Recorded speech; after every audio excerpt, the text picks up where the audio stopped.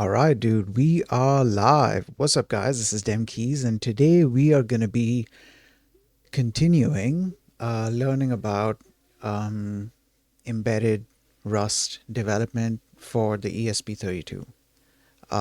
Or the entire stream might just be a discussion about AI related stuff. I'm going to start it out with something AI related because there is something that I came across shortly before starting the stream. And I am kind of interested in this. So I wanted to read up on this and see what it's about. After that, we can move on to, embedded development and stuff.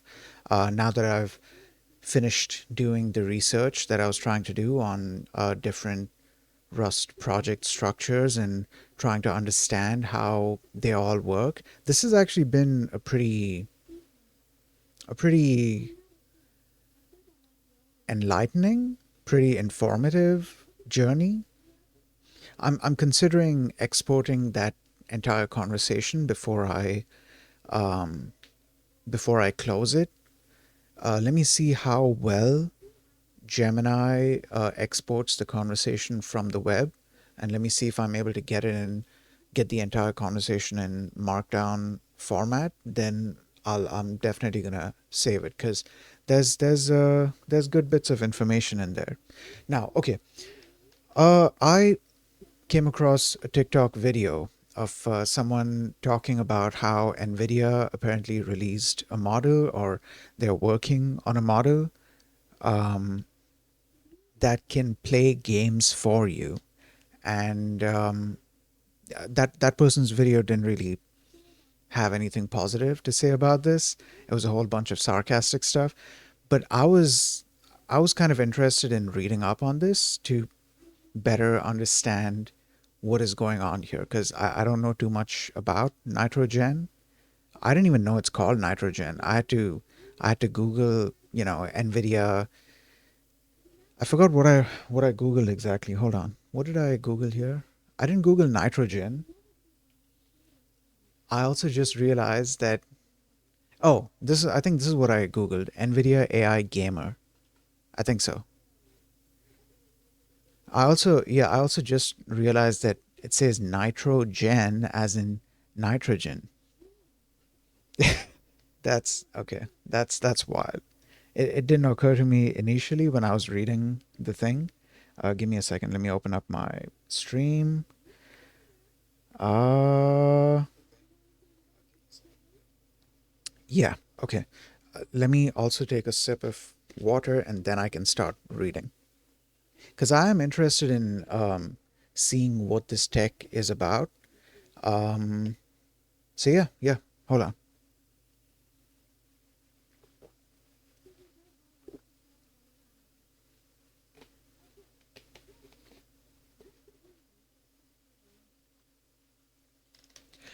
Okay. All right. So, uh, here we are. We are reading up on a model called NitroGen. So, NitroGen is a unified vision to action model designed to play video games directly from raw frames. It takes video game footage as input and outputs gamepad actions. Unlike models trained with rewards or objectives, NitroGen is trained purely through large scale imitation learning on video games of human gameplay. NitroGen works best on games designed for gamepad controls, example action, platformer, and racing games, and is less effective on games that rely heavily on mouse and keyboard. Wait, that's interesting. Okay, I just understood what this is saying because it mentioned gamepad controls and it didn't click for me that that doesn't include mouse and keyboard until they mentioned that, less effective on games that rely heavily on mouse and keyboard. Though I'd imagine eventually we're gonna get to the point where um, they can even do mouse and keyboard input. I feel like with gamepad related stuff, Because when you have mouse and keyboard involved, the camera is often like moving in different ways. Like they mentioned RTS, for example. With RTS, you have stuff going on even off camera, and you have to kind of keep in mind that, oh, this thing is here, that thing is there. So I feel like there would be a different type of thinking required for that. Whereas something that's controlled via gamepad, the the design there is a little bit different. Because you look at the examples given, like action, platformer, racing games. Though, to be fair, um, the thing I was mentioning about stuff happening off camera, to a certain extent, that also applies for platformers. However, with platformers, it's not always a thing like, you move the camera around to see the rest of the level. With RTS, yeah, that is definitely a thing. So there's a lot more to explore and analyze in that situation, and that analysis would be done per frame. Oh, hold on, just a second. They also, I just remembered. It says vision to action model. It's analyzing raw frames, so it's analyzing what it can currently see on screen. So whatever is off screen, it knows nothing about that. Okay, I think that plays a role in this. Okay, carrying on. The goal of the NitroGen project is to explore whether large scale training on diverse human gameplay leads to emergent general purpose embodied abilities, similar to how scaling has unlocked emergent behaviors in large language models. Potential applications include next gen next gen game AI, automated QA for video games, and advancing research in general embodied AI. NitroGen 1 was developed by Nvidia and is the first model of the series. This model is for research and development only. So the potential applications that they mentioned, this is one of the things that I was thinking of as well. So when I first saw that video on TikTok where the person was being super like negative and sarcastic about this, my thought initially was, okay, so check this out, right? I didn't even think about this. Um, what do you say? Uh, what's the term I'm trying to use? Yeah, I didn't even think about like next gen. Give me a second. Yeah, I didn't even think about like next gen. Um, what words am I looking for? I didn't even think about like NPCs or opponent characters. I didn't even think about it in like from that point of view. I also wasn't thinking about automated QA for video games. But these are excellent applications. My mind immediately went towards, so you know how people enjoy watching like let's play, or I mean, uh, there's still a certain percentage of people that do enjoy watching let's plays, and back in the day, people enjoyed watching them a lot. And what I was wondering is, what if this would become another form of entertainment? Like think about this, right? So you enjoy watching someone playing a video game, and to a certain extent it's also about the person that's playing the game. It's not just about the gameplay. However, what if people discover, like, let's say if somebody starts recording these gameplays of these AI gameplays. And what if people start finding that entertaining? I'm not saying that it is entertaining. I'm also not saying that it's not entertaining. What I'm wondering is, could this eventually become yet another thing that people enjoy as their entertainment? Obviously, there's going to be a bunch of people that are gonna be shitting on it because they just don't like AI, and they're going to be like, oh, you could just go and watch some other streamer, an actual human being playing the game.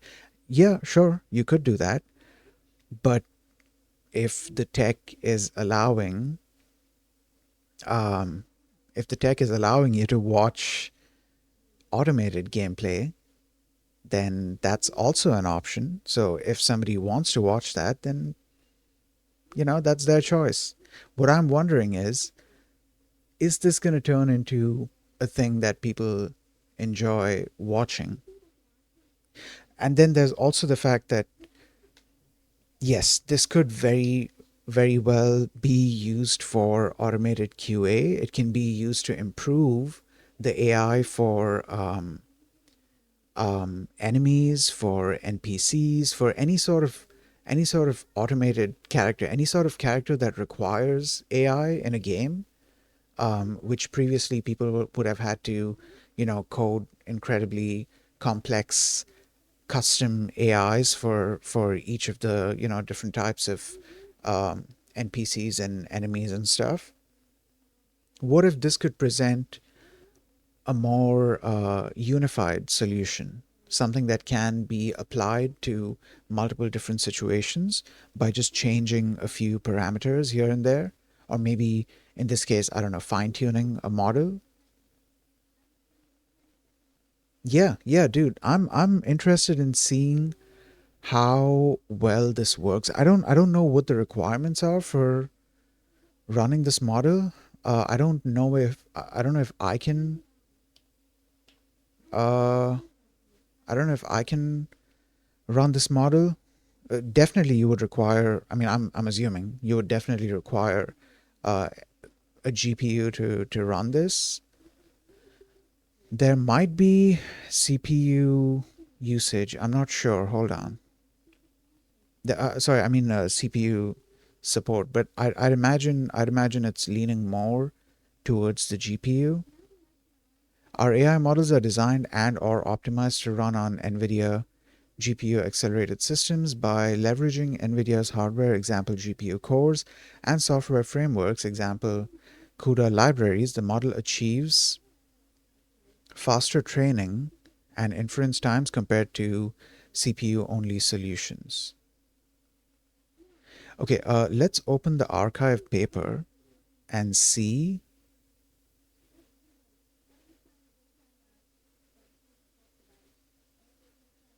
Hold on a second.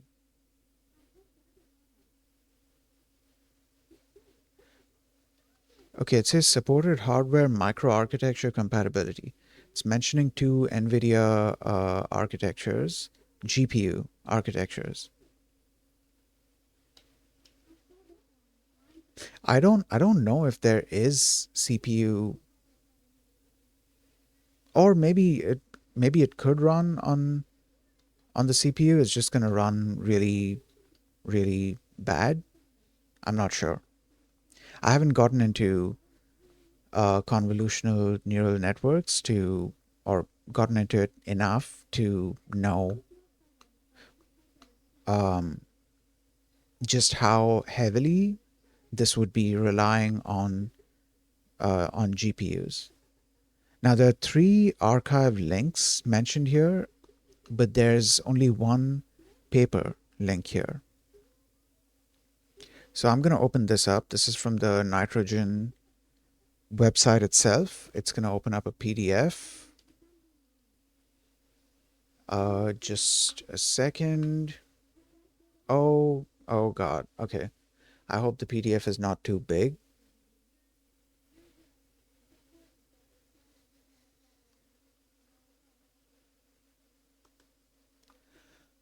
Right.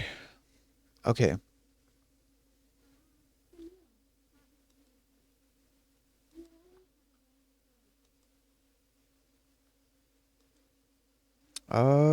Just a second. Okay.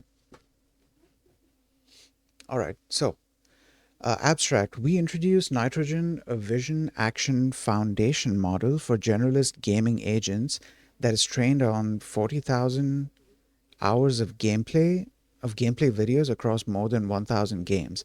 We incorporate three key ingredients: an internet-scale video action dataset constructed by automatically extracting player actions from publicly available gameplay videos, um, a multi-game benchmark environment that can measure cross-game generalization.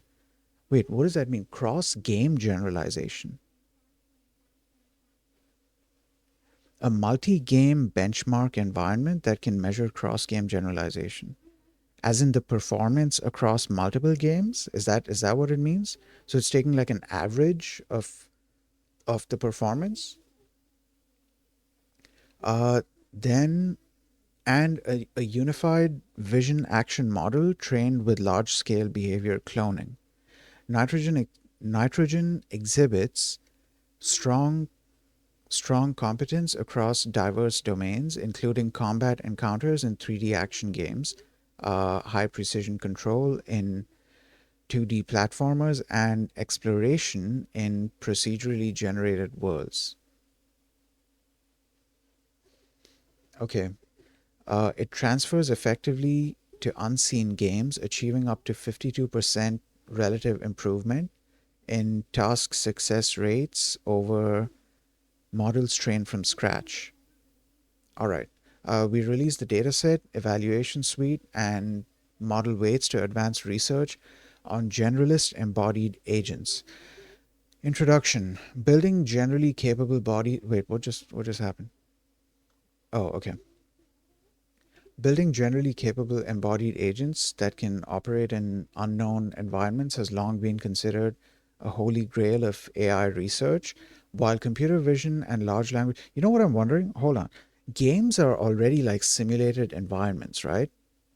Imagine, imagine if the research from this somehow helps with creating, somehow helps with training robots on simulations for the real world. Like, imagine if some of the knowledge or a lot of the knowledge can be transferred from this domain to that domain, because these are two separate domains, right? They're two um, separate fields where you're using different sets of tools to accomplish different sets of goals. However, what if the knowledge from this field can actually be applied to that field? Because in that field as well, in order to train the robots, you have to create a simulated environment of some sort. There are other methods that are used to train them as well. Um, However, quite a lot of times they are being trained in like a simulated environment.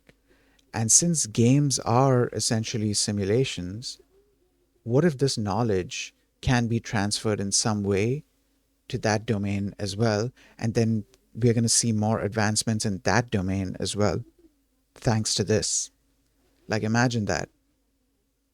Um, I'm not even sure what I'm supposed to look for if I want to track that kind of, if I want to track the progress of that kind of thing. I guess I would just have to keep looking at the progress of both of these domains separately. I can also have a conversation with Gemini about this to see if my theory could be true. Anyways, while computer vision and large language models (LLMs) have achieved this generalization through large scale pre-training on internet data, um, comparable progress in embodied AI has been impeded by lack of large, diverse, and labeled action datasets. Video games present an ideal domain for advancing embodied AI. I keep seeing this term embodied AI. Give me a second. I need to Google this and understand what embodied AI means. Embodied AI. Embodied AI is a field of creating artificial intelligence systems with physical bodies, robots, drones, vehicles that learn and interact directly with the real world through sensors, vision, touch. Oh, this is already aiming towards that. What I was just talking about, it's I didn't even know that it's called embodied AI. Okay. And interact directly with the real world through sensors, which is vision and touch, and actuators, which is motors, enabling them to perceive, reason, and act autonomously, moving AI beyond data cent words, beyond data centers. Why did I get stuck on that? Beyond data centers into physical tasks like navigation, manipulation, and human collaboration, similar to how humans learn through physical experience. It integrates machine learning, computer vision, and robotics, allowing AI to gain understanding and adapt through real world trial and error, step from pure a step from purely digital AI. That's crazy, dude. Nah, that's crazy. So embodied AI is the field of creating artificial intelligence systems for physical bodies. Okay. So artificial intelligence that can be applied to real world real world machines, and not just within the digital world. So embodied AI is essentially AI uh, that can translate well to the real world. I guess that's one way to put it. Nvidia also has a definition of embodied AI, so I guess we can take a look at that. I don't have that open here. Um, you know what? Hold on. We're gonna open this up. I'm just gonna Google this. Um, okay, embodied AI. Since I'm like super interested in robotics, I think embodied AI is definitely what I'm looking to study. At least, once I have the foundation down, once I have the basics down, there's still quite a lot that I have to learn before I get to embodied AI. But I'll get there. I'll get there eventually. Even this Rust development that I'm doing, this is also gonna help with that. Um, yeah, sure, whatever. Okay, so wait, did I? Yeah, all right. I was just wondering if I switched away from BRB. Okay, what is embodied AI? Embodied AI refers to the integration of artificial intelligence into physical systems, enabling them to interact with the physical world. These systems can include general purpose robots, humanoid robots, autonomous vehicles, and even factories and warehouse facilities.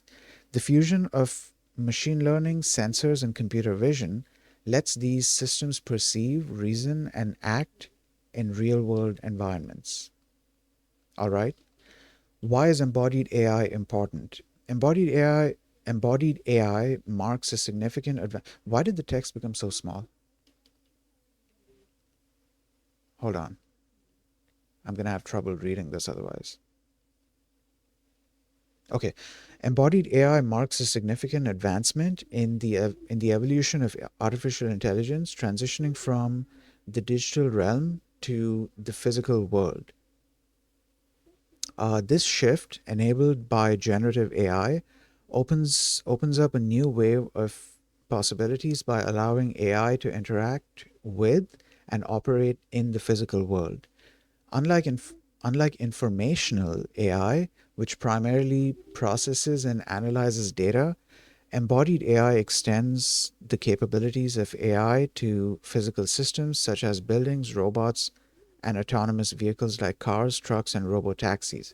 By integrating machine learning and computer vision, these systems unlock the massive spectrum of generative AI applications in physically based industries.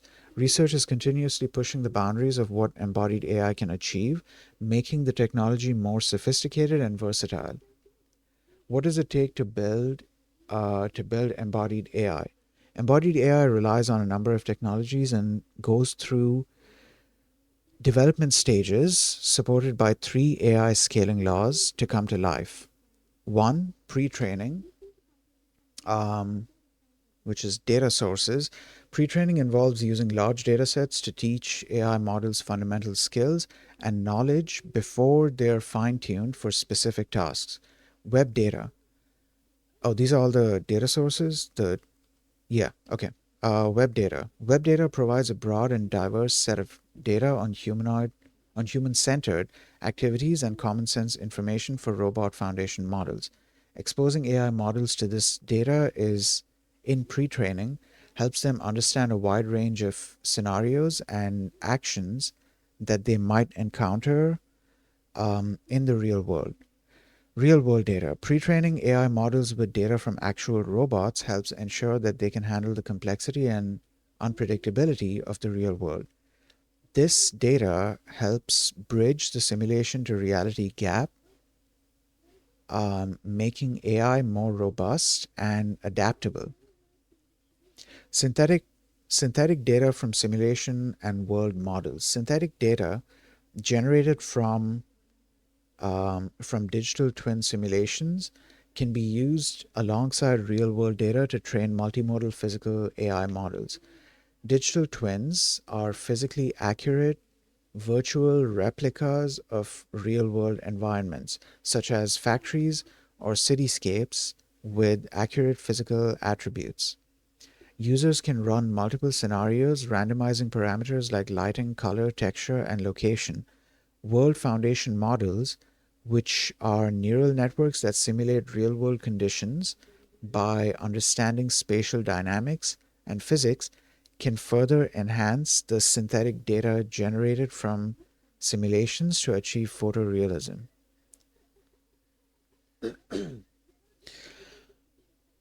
Synthetic data generated from controlled simulations effectively prevents hallucinations by grounding the model's output in structured, verifiable information. This approach ensures that during the data generation or augmentation process, the model remains anchored to real world context, enhancing its reliability. Then, two, post training synthetic data and simulation. Synthetic data and simulation play crucial roles in the post training phase as well. Techniques like reinforcement learning and imitation learning in simulated environments allow for fine tuning and optimization for specific tasks so models perform reliably in deployment. Synthetic data and simulation. Synthetic data is used in post training to refine and test AI models in simulated environments by generating a wide variety of scenarios and edge cases. Physically accurate synthetic data enhances the robustness and performance of embodied AI systems. Reinforcement learning and simulation. Reinforcement learning is a robot learning technique that supports embodied AI by um, enabling models to continuously improve through interaction with their environment. By receiving rewards or penalties for their actions, these models can optimize their behavior over time. Reinforcement learning in simulated environments is particularly useful for embodied AI systems as it allows robots to adapt to new situations and improve their performance before real world deployment. For example, a robot tasked um, with navigating a dynamic warehouse can use reinforcement learning to find the most efficient routes and avoid obstacles, continuously improving its navigation skills as it gathers more experience. Imitation learning and simulation. Imitation learning is another robot learning approach that can be trained with data from simulation. Using this method, An AI system learns by observing and mimicking human demonstration. I'm probably going to rename today's stream to exploring nitrogen and embodied AI, because I think this entire stream is going to be just me reading up on embodied AI and doing research on, well, embodied AI, because we still have to read this paper which I opened up, because I'm curious to see what the architecture looks like. Okay. Um yeah, where was I? Using this method, an AI system learns by observing and mimicking human demonstrations. This helps robots and other physical systems acquire new skills and behaviors more efficiently. By learning from human experts, these systems can also uh, perform tasks that are difficult to program explicitly. True, true. Yeah, yeah, that's true. I Because like when I read imitation learning, my mind immediately went to which, okay, that makes me wonder what's the difference between that and digital twin. Isn't that like, isn't the whole concept of a digital twin to assist in, well, okay, no, not necessarily. No, no, no. Okay, yeah, no. Digital twin doesn't always have to be an automated thing. Digital twin can also be where you have a human operator that is performing the task from a remote location to kind of control what's happening at another location, right? Am I wrong about that? Because have I misunderstood what digital twin means? Give me a second. Let me just Google this. Digital twin. A digital twin is a dynamic virtual replica object of a physical object, system, or process connected by real-time data from sensors and IoT devices, allowing for simulation, monitoring, analysis, and optimization of its real-world counterpart through its life cycle, essentially acting as a living digital mirror for testing. No, for testing what-if scenarios and improving performance without impacting the physical asset. Yeah, hold on. I think I might have the definition of digital twin wrong. Are they allowing, hold on. Fortunately, Nvidia has a glossary kind of thing for digital twin as well, so I'm just going to look that up. I also need to drink water because I've been talking a lot and I'm going to be talking a lot more. So, yeah, I should definitely be hydrating. Give me a second while I load this up. What is a digital twin? Okay, so this is NVIDIA's thing about digital twin. We do need to finish reading this thing, which we are kind of close to. We are kind of close to.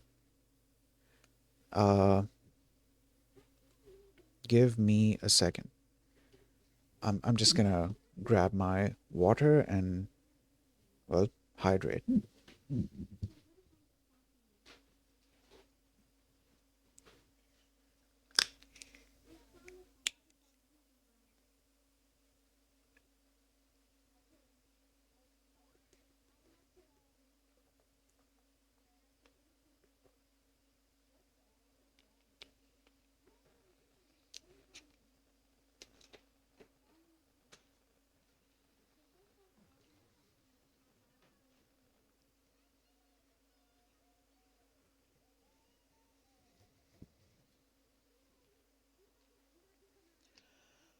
Oh, okay. Uh, just a second. Let me just adjust everything, and then we can continue reading. Oh, you know what? Yeah, maybe we should. read this. Hold on, this might be really long.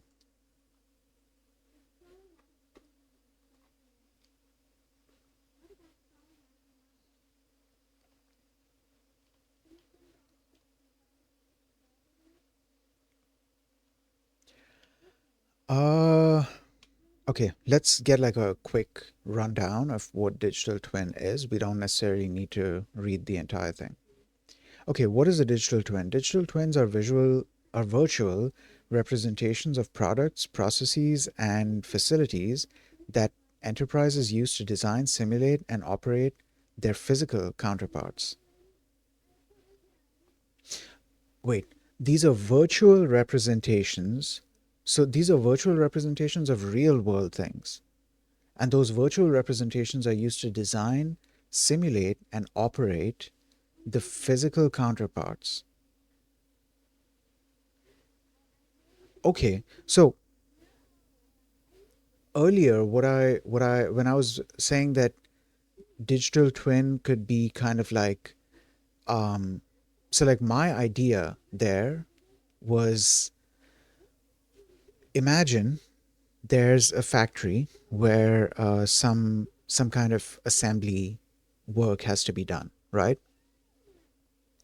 um Instead of a human being present at that factory doing the assembly there physically, what if the human was in a remote location, and they had a set of controls that would control a virtual robot arm or two virtual robot arms. So they are watching a robot arm being controlled, and that robot arm is then that motion is then being translated to the physical robot arm.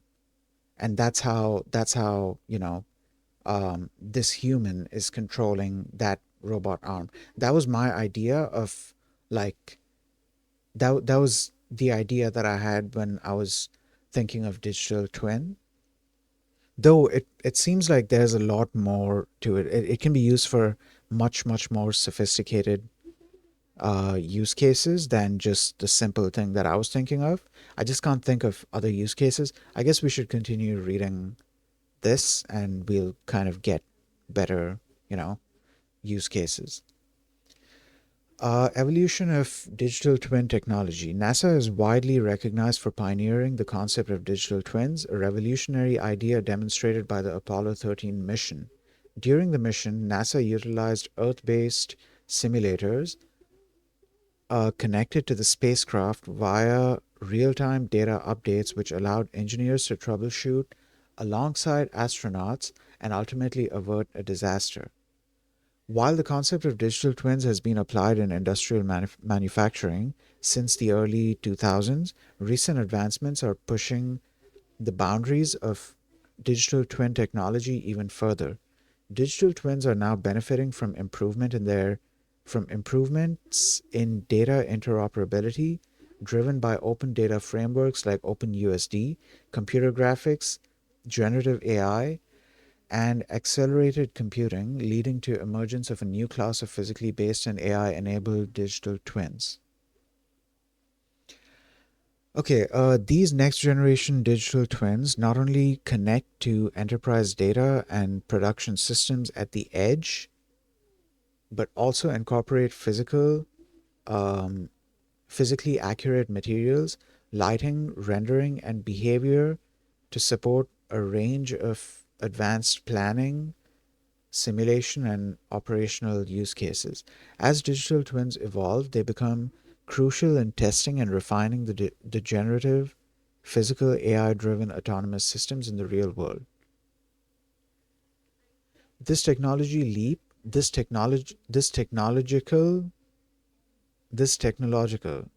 let's say that this technological leap enables more precise optimizations in workflows, enhances customer experience, and improves decision making by aggregating historical data and operational data.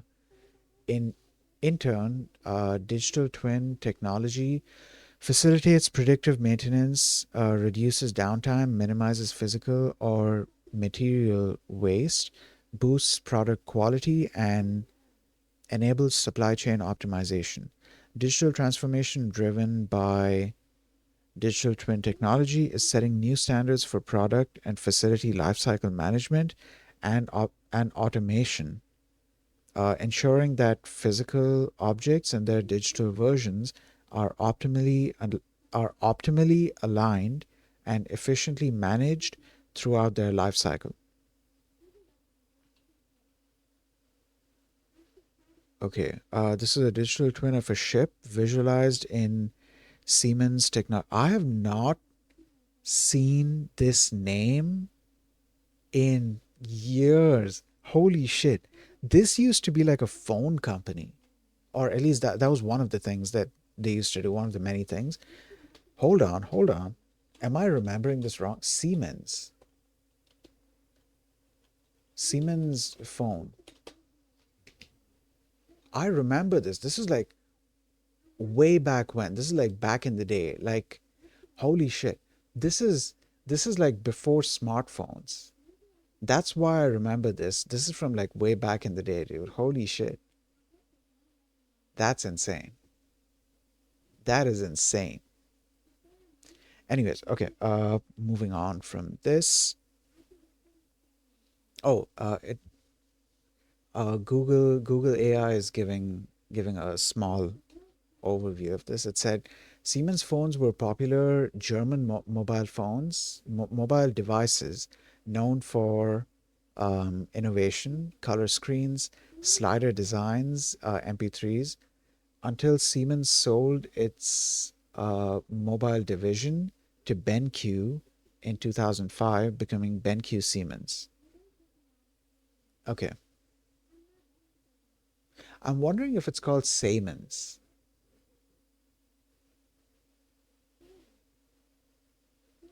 or Simons. I'm not sure because it does mention that it's a German company. So I don't know if like in German language they have like a different pronunciation for this spelling. Anyways, whatever. Which later failed. Oh God. Okay, becoming BenQ Siemens, which later failed, leaving Gigaset as a successor for some tech. While new Siemens phones aren't made, you can find vintage models on eBay or see Siemens' current focus on industrial tablets. Okay, all right, cool. So,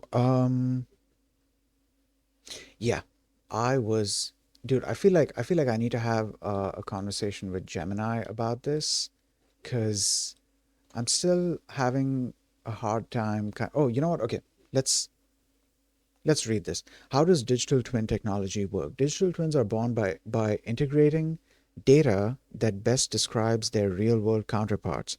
These data sources and formats vary based on the type of digital twin, industry, and use case, but are typically composed of 1D, um, 2D, or 3D data. Composed of 1D and 2D/3D data.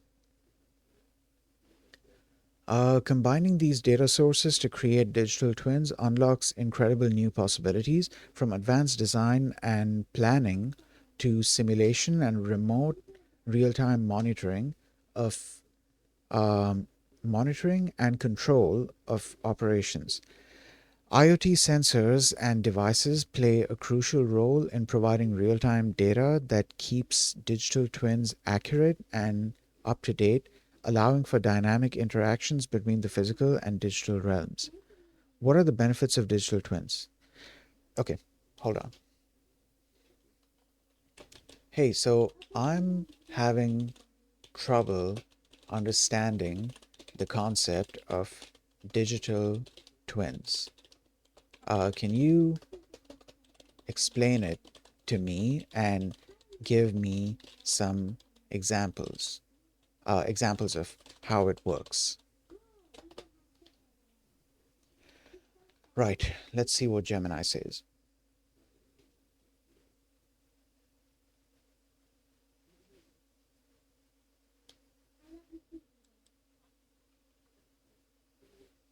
Okay, Gemini is taking some time to respond. Okay, there's the response. Shit, even the web version took some time to respond. That's crazy. Anyways, right. A digital twin is essentially a living virtual bridge between the physical and digital worlds. While a 3D model is just a picture and a simulation is just a what if experiment, a digital twin is a dynamic virtual replica of a specific physical object that is constantly updated with real-time data. Okay, so is it kind of like um okay, on one hand we can look at it as like somebody doing their work through a digital twin, which is what I was imagining before, the whole like robot arm kind of thing. But another um way to look at it, or another use case for it, could be to improve the current workflow. So the current real world workflow can be,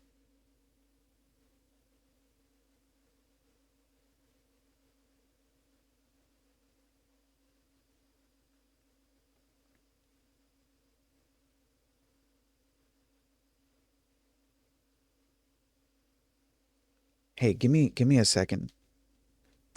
Something just happened and this is like too good to not take a screenshot of. Um just a second. Just a second. I'll post this later on. Um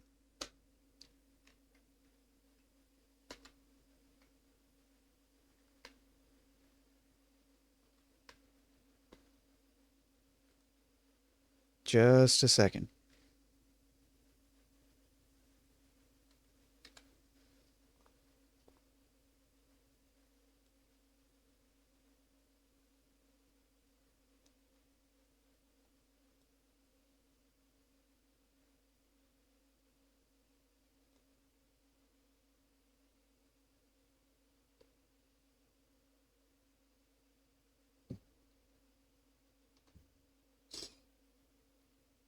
Okay, done. I just had to take a screenshot of something.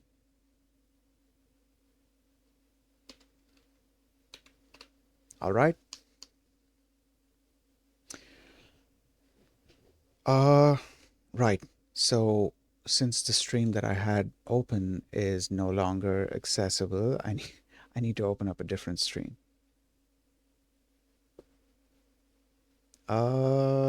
Just a second, just a second. Right, let's open this one.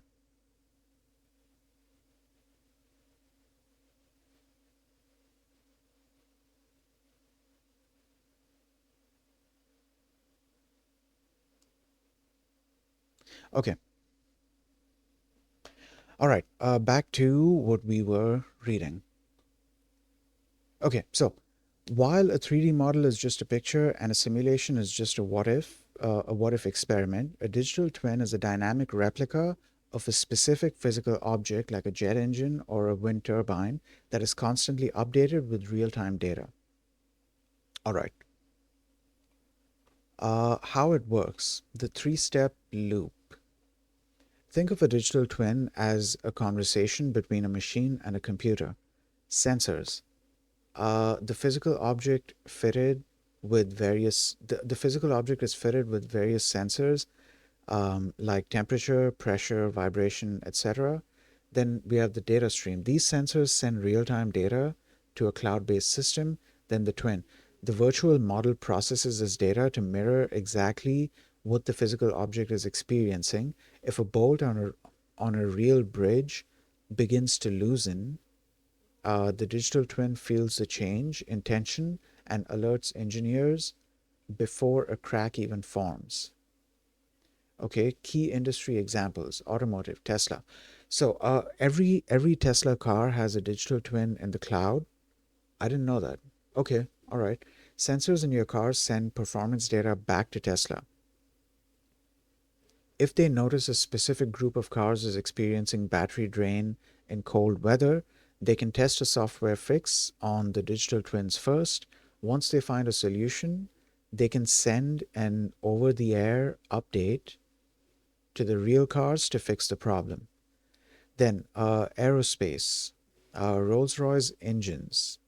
Rolls Royce engines create digital twins of their jet engines while a plane. Hold on.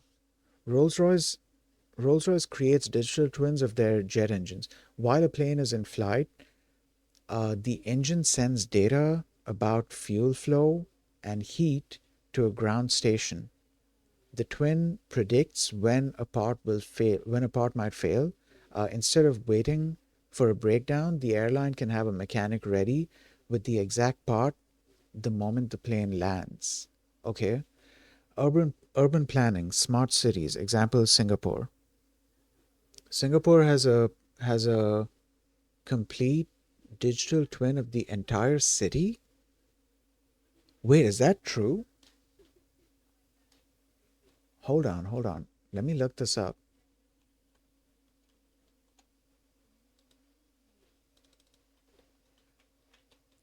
Singapore digital twin. Virtual Singapore is a 3D digital model of Singapore that uses real-time and topographical data. It's a digital twin of the city state. That is insane. Holy shit, dude. Okay, Singapore's digital twin initiative, primarily known as Virtual Singapore, is a is a comprehensive high-resolution 3D model of the city-state, integrating real-time data for advanced urban planning, simulation, and management, extending to specific sectors like power grids and maritime operations. What is maritime?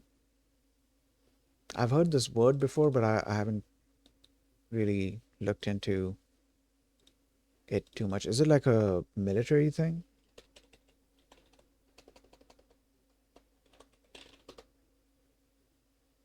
Maritime refers to anything connected with the sea, ocean, shipping, or navigation. Okay, all right. Encompassing ships, ports, trade, law, and coastal regions, forming a vital global industrial, a vital global words, a vital global industry that moves goods and people via waterways. Okay, so it's a lot of sea related stuff. All right. Where was I? Yeah, maritime digital twin to address challenges from urban heat to port efficiency, making Singapore a global leader in smart city technology. Dude, that's cool. That's actually really cool. Give me a second.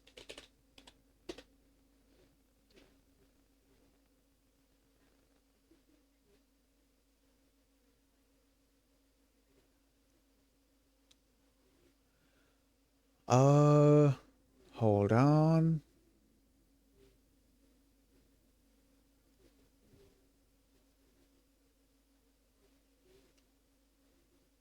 Okay, all right.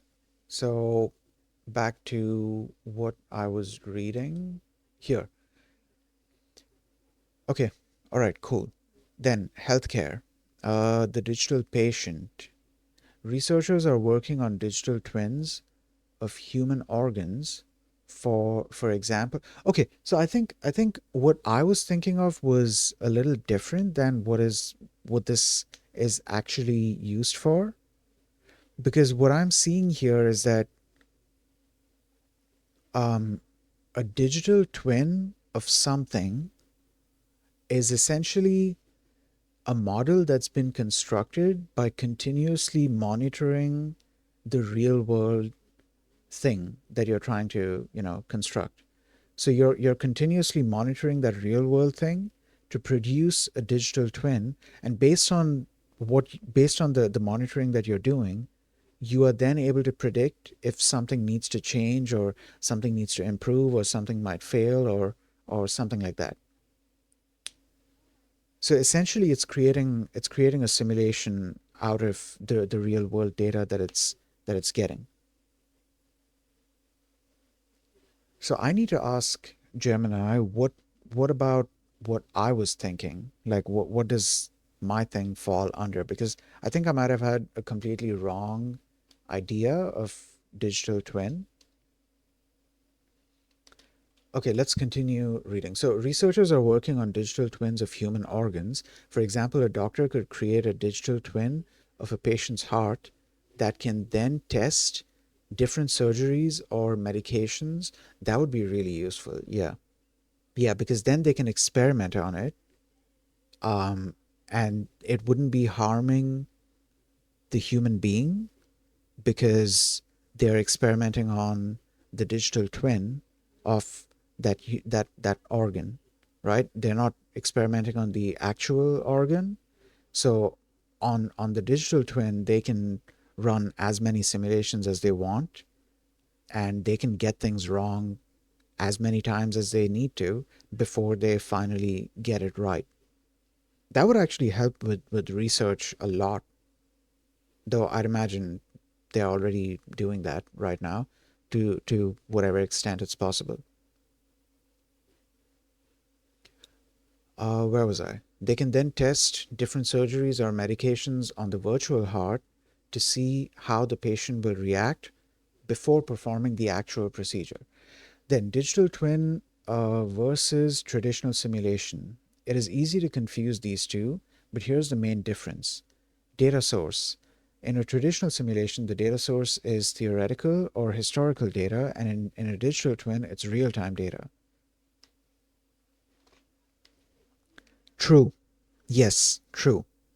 In a traditional simulation, it's a simulation based on data that they already have, not new data.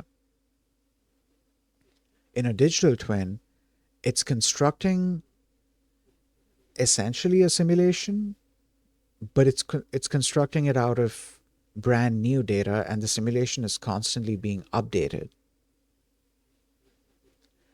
Then lifespan, it's usually used during the design phase.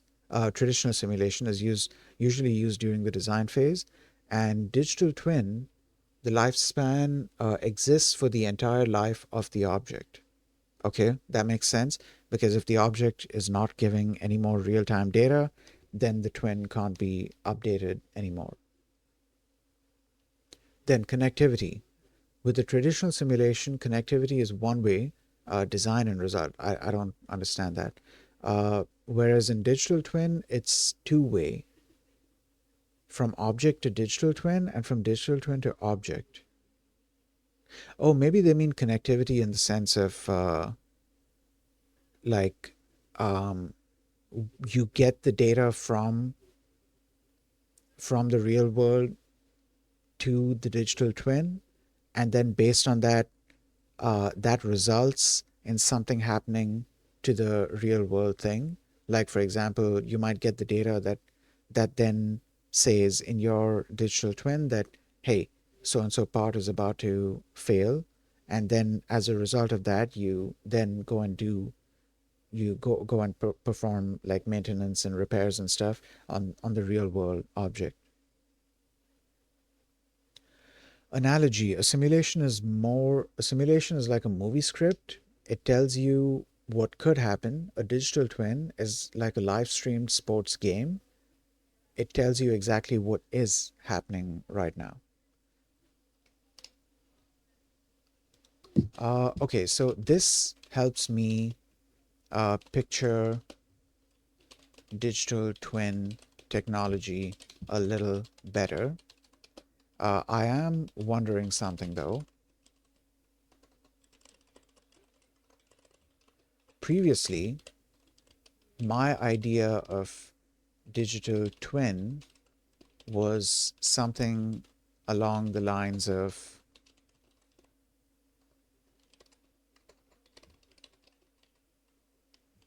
um, Imagine a factory. I'm going to describe the exact scenario just so, like, I don't have to, like, think of a new example. A factory where products are being assembled using robot arms.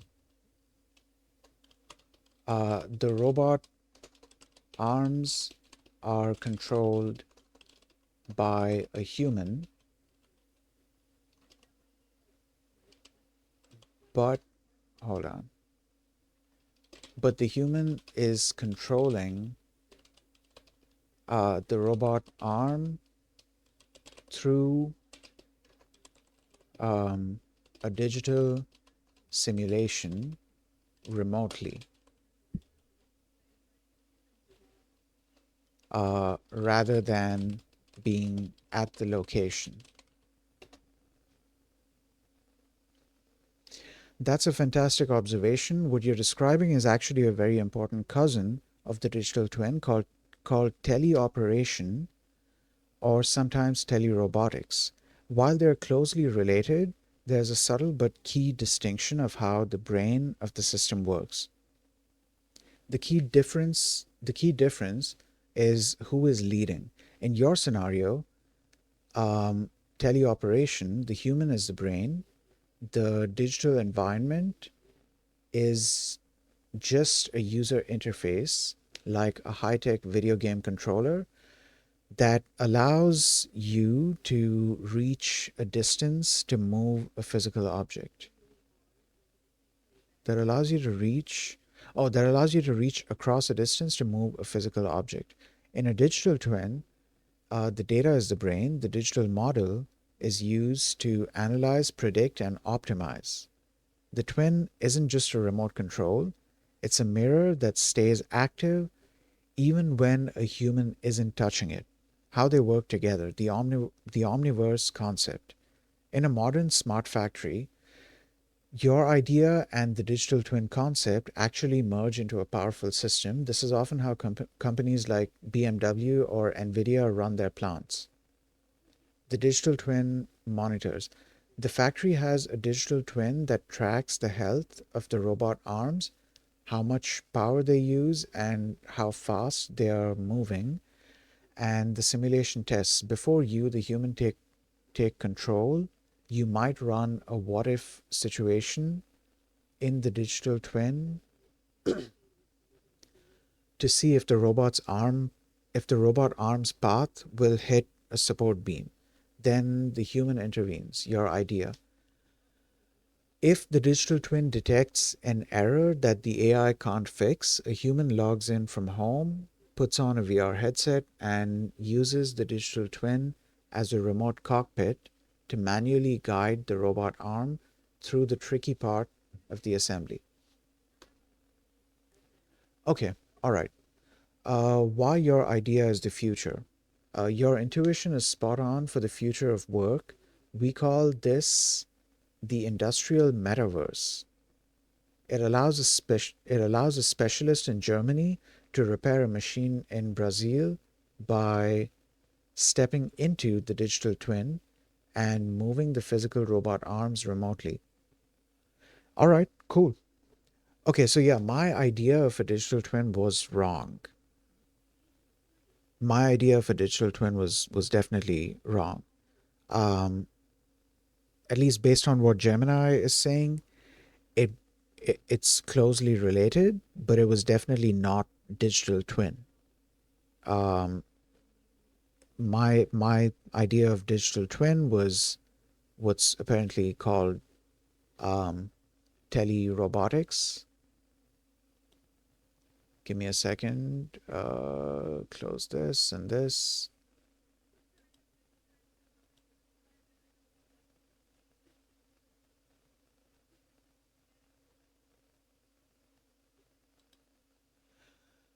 All right. Okay. Cool. So where were we? So we are done with reading up on digital twin. This is an interesting concept. Going back to embodied AI. I completely forgot. I completely forgot that we were reading about Embodied AI. Okay, imitation learning and simulation. Imitation learning is another robot learning approach that can be trained with data from simulation. Using this method, an AI system learns by observing and mimicking human demonstrations. This helps robots and other physical systems acquire new skills and behaviors more efficiently. By learning from human experts, these systems can also perform tasks to program explicitly. What? Tasks that are difficult to program explicitly. Data collection from human demonstrations is a critical step to ensure that to ensure the AI system has a robust and diverse set of examples to learn from.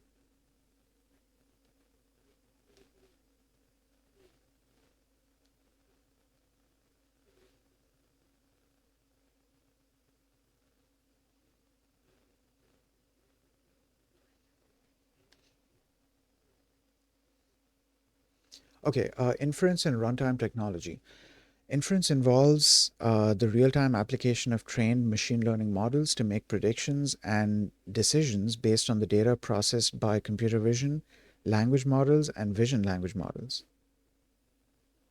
This is the step where AI systems come to life, interpreting the environment and determining the appropriate actions to take.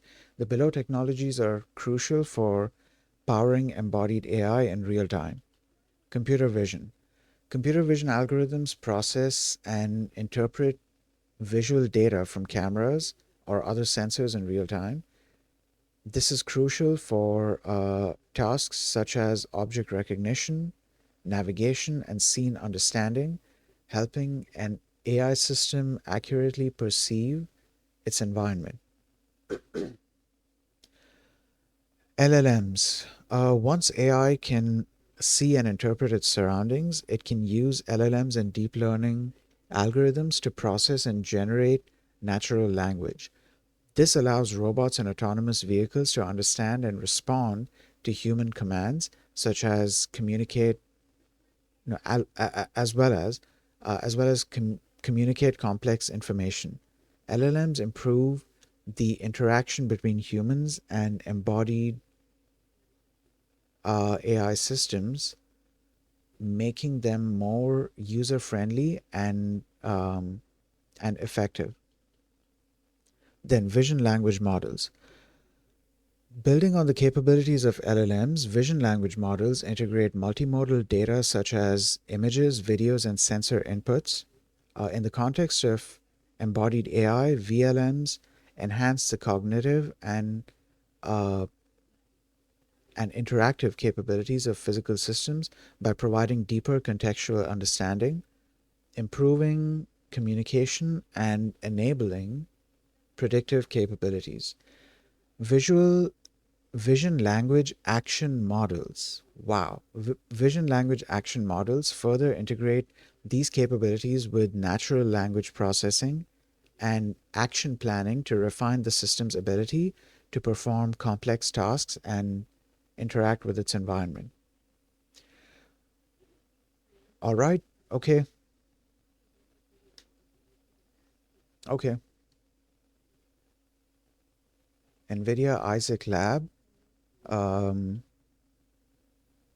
the Mega Nvidia Omniverse Blueprint. Okay, Isaac Lab. I remember hearing about this. I think I looked into it as well. NVIDIA Isaac Lab is an open source simulation based modular framework for robot learning built on NVIDIA Isaac Sim. Its modular capabilities with customizable environments, sensors, and training scenarios, along with techniques like reinforcement learning and imitation learning, let you teach any robot embodiment to learn from quick demonstrations. I should keep this in mind when I start getting into doing robotic stuff. Let's read this. So, what are the embodied words? What are the embodied UI embodied AI use cases? Holy shit! Smart spaces, autonomous mobile robots equipped with embodied AI can navigate warehouses. So, okay, I'm trying to I'm trying to imagine, I'm trying to think of a proper definition or just even a very loose definition, a very general definition of what embodied AI is. And it kind of seems like it's AI that's meant to be um, applied by, or it's AI meant to be applied to um, to robots and drones and so on in order to help them with decision making on real world scenarios. So it's AI that robots are able to apply to real world scenarios. I think that's a good definition, right? I think so. I'm gonna have to think about this a little bit. Anyways, um, autonomous mobile robots equipped with embodied AI can navigate warehouses, factories, and commercial buildings to pick, place, and transport items to different locations. These robots use computer vision to recognize and locate items, reinforcement learning to optimize their paths and actions, and world models to simulate and test different scenarios before deployment. In warehouses, embodied AI can power superior automation, reduced operational costs. Embodied AI can power reduced operational costs.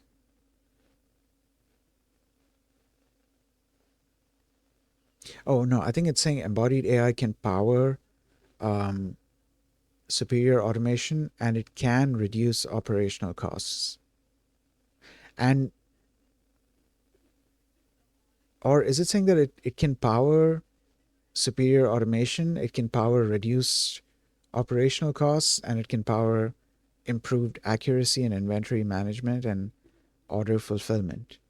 I don't know. Anyways, humanoids and other robots. Embodied AI is powering advancement in locomotion and manipulation for humanoid robots, human form factor robots designed to handle complex operations and to handle complex operations with precision and efficiency. In industrial settings, humanoids use computer vision to perform repetitive assembly tasks, handle dangerous materials, and conduct quality control inspections. In healthcare, humanoid robots can assist in surgeries and medical procedures and aid in physical therapy and rehabilitation. General purpose robots like arms and manipulators also take advantage of embodied AI to improve tasks like material handling, inspection, and delivery. Okay. Autonomous vehicles. Autonomous vehicle safety, including for robots, robotaxis, and self driving cars, relies on the technologies that compose embodied AI. Computer vision enables object detection and lane recognition. Simulation is used to safely train, test, and validate the AV stack, including rare edge cases and hazardous scenarios. World models amplify variation of weather, lighting, and geolocation within simulation, mirroring the diversity of scenarios a vehicle will encounter in real world deployment. And physical AI integrates all these technologies to create an end to end AV stack that can safely perceive, understand, and act in the real world. All right, cool. So we're just going to take a look at this Isaac. It's built on Nvidia Isaac Sim, delivering high fidelity physics simulation using NVIDIA PhysX and physically based rendering with NVIDIA RTX. This bridges the gap between high fidelity simulation and perception based robot training, helping developers and researchers build more robots more efficiently. How Isaac Lab works. Isaac Lab's modular architecture and NVIDIA-based GPU parallelization make it ideal for building robot policies that cover a wide range of embodiments, including humanoid robots, manipulators, and autonomous mobile robots. This gives you a comprehensive framework for robot learning, covering everything from environment setup to policy training. It supports both imitation and reinforcement learning methods. Plus, you can further customize and extend its capabilities with a variety of physics engines, um, such as PhysX, NVIDIA Warp, or MuJoCo. NVIDIA Lab is also the foundational robot learning framework of the NVIDIA Isaac GR00T platform.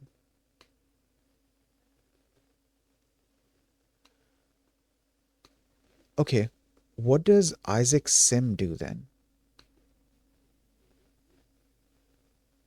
Let me open that up.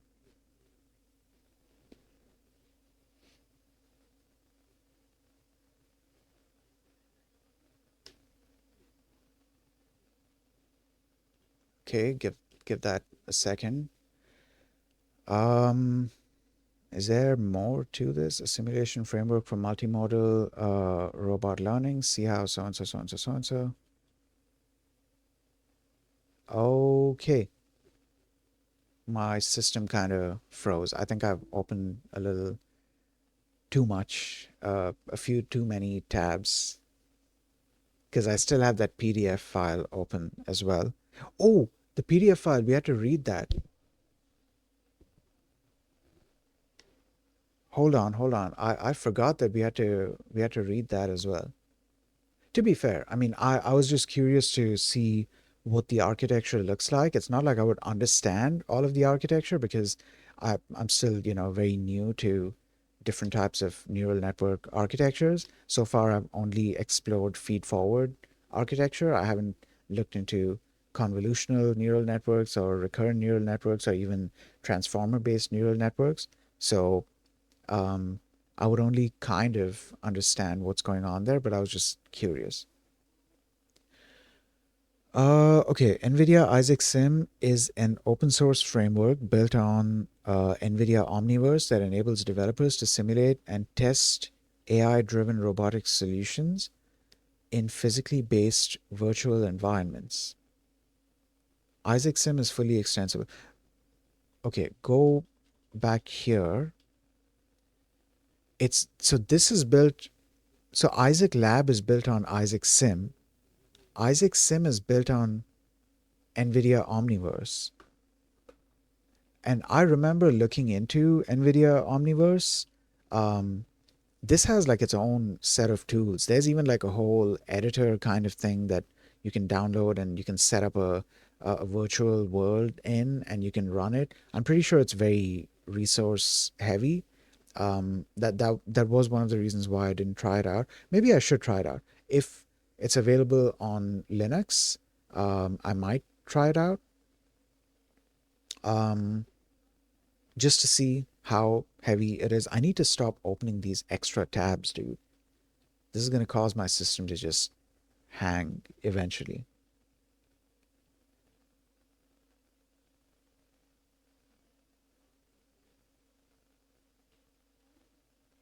Okay, this is still loading. Oh God, chill out.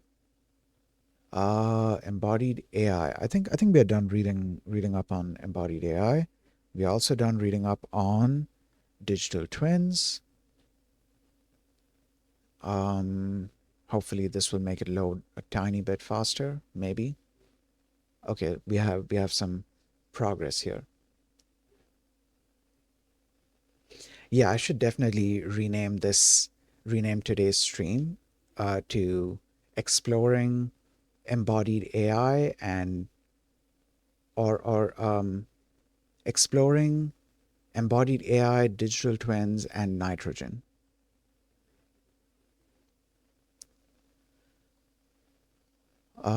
What is this? Okay, Omniverse is NVIDIA's collection of libraries and microservices for physical AI development.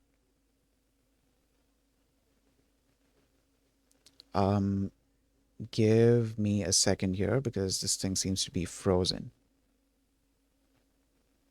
Okay, there it is.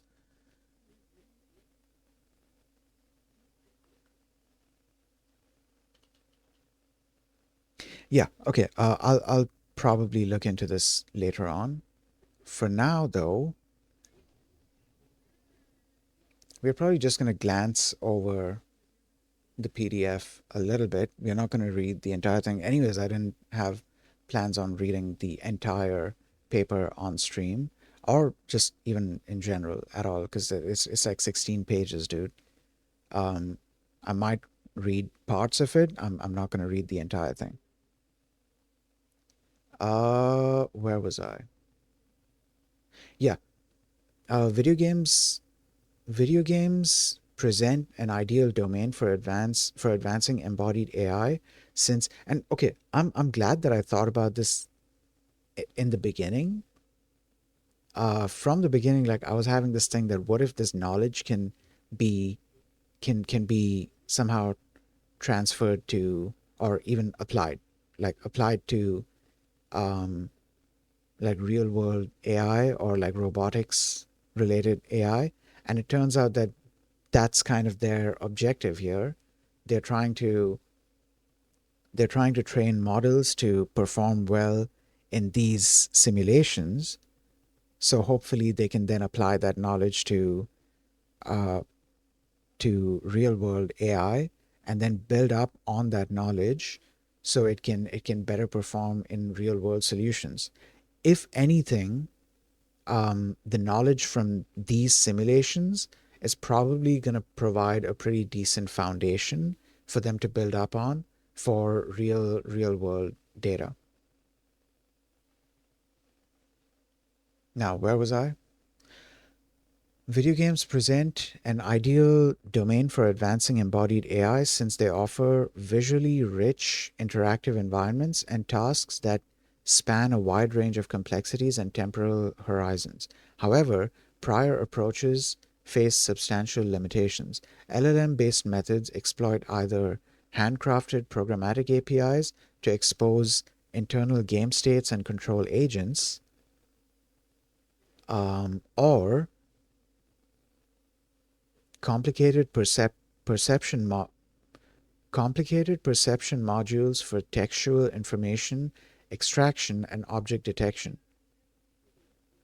Oh, so LLMs use either one of these two things. Okay. They enable complex task solving but require complicated domain specific design and tuning. Reinforcement learning has achieved superhuman performance in individual games such as StarCraft and Dota 2, but these agents are narrow, costly to train, and depend on specialized simulators rarely available for arbitrary games. Behavior cloning approaches based on pixel observations have relied on expensive to collect demonstrations, constraining training to only a few game titles due to prohibitive data collection costs. To date, so their idea then their solution to this is to not make something specific to certain games, but make something that generalizes on a, a that generalizes on like a large number of games. To date, there has been little words. To date, there has been little progress on developing open source frameworks that can support the training and evaluation of generalist gaming agents, further hindering progress in this direction. To address these limitations, we introduced NitroGen, an open foundation model for video game environments trained on 40,000 hours of publicly available internet videos covering more than 1,000 games. We make three major contributions: internet scale dataset or action labeled videos. We propose to use a new source of, where's the remaining text? A new source of data from publicly available videos where content creators overlay their input commands in real time We train an annotation model to extract frame level actions with high accuracy, removing the need for costly manual data collection and capturing a wide spectrum of real player behaviors. We train an annotation model to extract frame level actions with high accuracy, removing the need for costly manual data collection and capturing a wide spectrum of real player behaviors using this approach. Using this approach, we curate a dataset of 40,000 hours of video spanning more than 1,000 games, providing diverse demonstrations for large-scale training. Okay, multitask multi-game evaluation suite. To assess generalization in realistic settings, we design benchmark environments that comprise 30 tasks of varied complexity from 10 commercial games, covering diverse challenges such as combat, navigation, decision making, platforming, exploration, and puzzle solving. This benchmark reflects the demands of modern game environments where agents must learn to adapt across heterogeneous mechanics and objectives.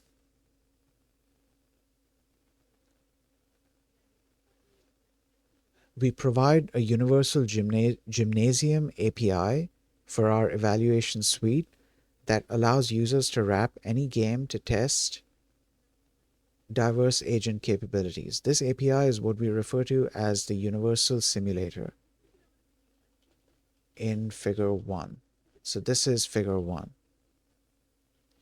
You have the universal simulator which provides the which provides the simulation environment for the game. How is it doing that though? So you have the simulator which wraps the game. So the game is then running inside the simulator. Is that what's going on? Then multi-game foundation agent, vision encoder, action, whatever that is.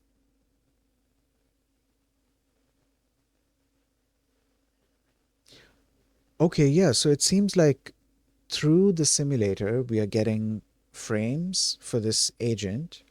I think this is the training process, probably, isn't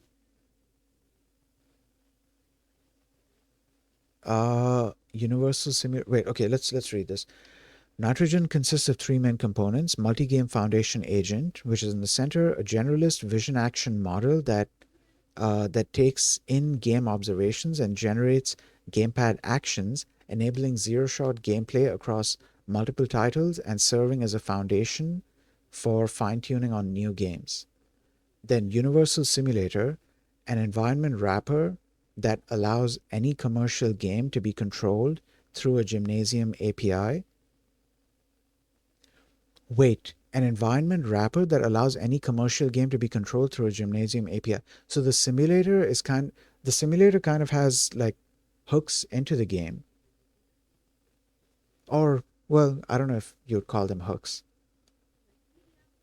But like if you're using a Gymnasium API, or the agent is using the Gymnasium API, the simulator is what's enabling this API uh, to be accessed by the agent, and then like whatever calls I made, it's kind of like relaying that to into the game. Is that what's happening? I'm gonna have to explore the concept of this universal simulator a little more. And then you have internet scale dataset, the largest and most diverse open source gaming dataset, curated from 40,000 hours of publicly available gaming videos, spanning more than 1,000 games with extracted action labels.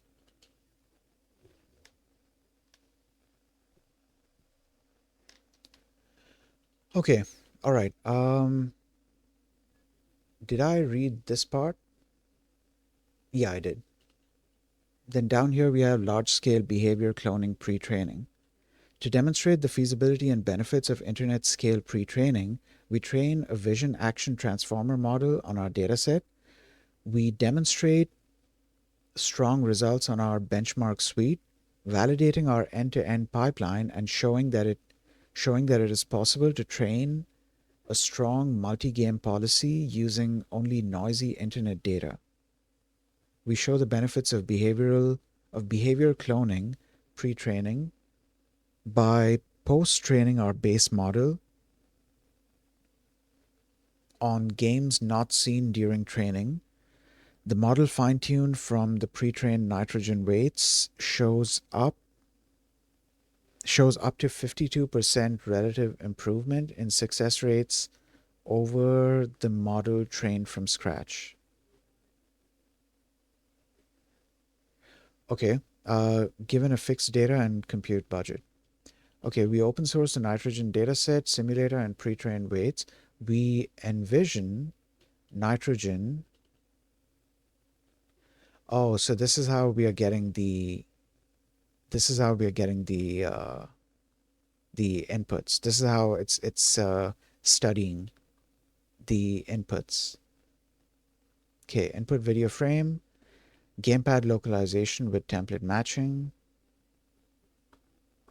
gamepad cropping, action extraction. Oh, it's showing how it's extracting the data from this. Wait, these are two separate examples, I'm assuming? This is examples of gamepad overlay videos, and this is action example pipeline. Okay, all right.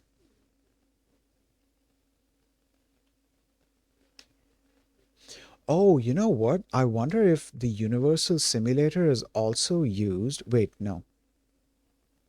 Because I'm wondering how they're doing this overlay thing. Um, though there are different ways to go about doing that.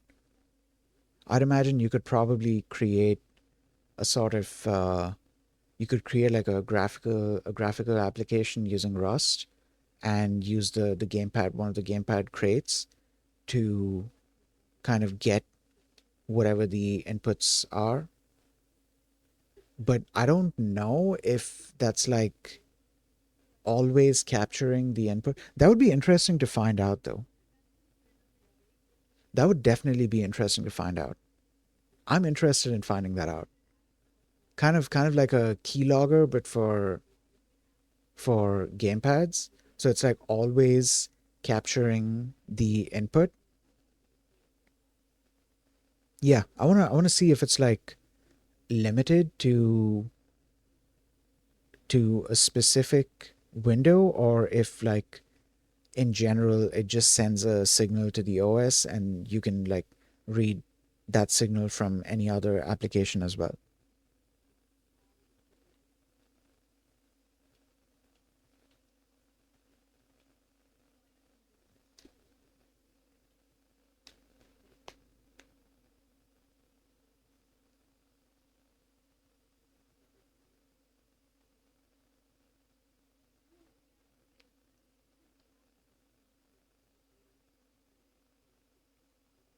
Sorry, zoned out. Okay. Oh, holy shit, dude. I just noticed the time as well. Damn, that's crazy, dude. Like, time just, time just, time just flew by, dude. That's crazy. But we got a good bit of research done here. I was definitely curious about this. Um, this is also kind of telling me how little research that the person who made that other video might have done. Because now that I'm looking at this, I'm I understand that it's this knowledge is then going to be used, whatever training is being done, whatever um how do I even say this? Whatever knowledge is being gained from this, it's going to then be applied to embodied AI, which would benefit robotics. This is not something that's meant to kind of, it's not something that's meant to be as simple as, oh, hey, this AI is going to create let's play videos. No, it's a little more sophisticated than that. Anyways, yeah, I'm glad that we did this research. Give me a second.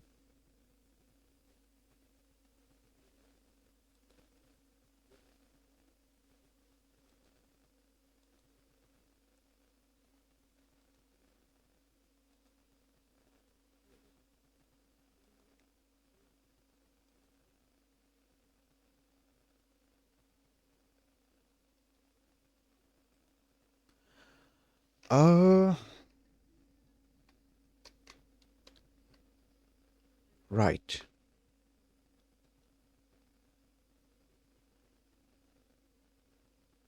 Okay, okay, okay.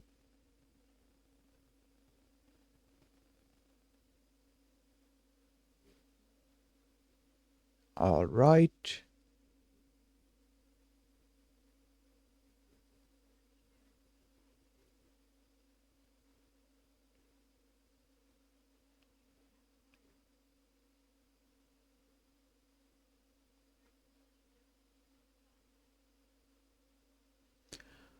Okay.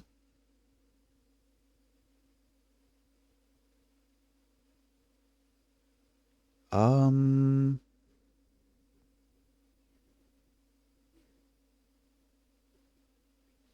just a second, guys. I'm looking for.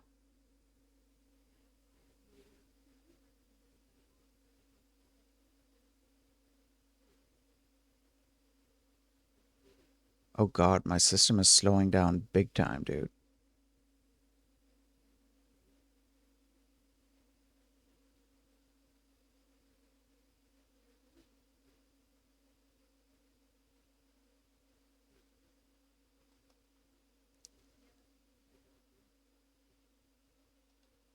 Hold on. Let me open up a couple of streams here.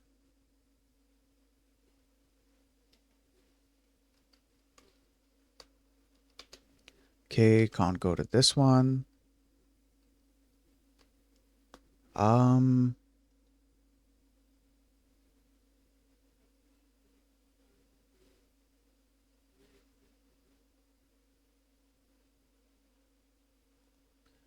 okay, let's see what this person is doing. Verified accounts only chat. Okay, can't do that.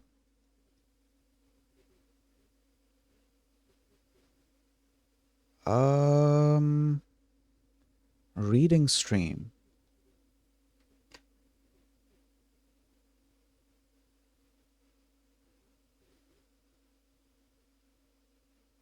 All right, you know what? Yeah, we are gonna go to this person's stream. I have no idea what they're doing. I hope they don't have any settings that like prevent raids, but we're gonna go there. Yeah, okay. So that's gonna be it for today's stream. Um, guys, thanks a lot for hanging out. Um, we made some progress today, but more in AI research than ESP32 Rust development research. I'm going to continue reading this off stream as well because I'm kind of interested in this tech and seeing how this progresses. Eventually, we're going to get back to ESP32. I might actually get back to like off stream itself, and then tomorrow we're going to like be doing something. I need to set up um the webcam as well. I have the webcam like connected and stuff.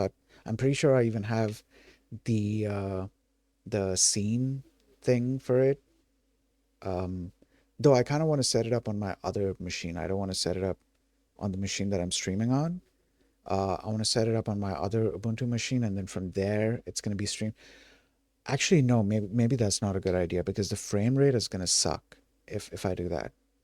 I should probably stream it off of this. Anyways, yeah. I'll see how to go about doing that. But yeah, that's going to be it for today's stream. I hope you guys have a nice day, and I'll see you all next time. Peace.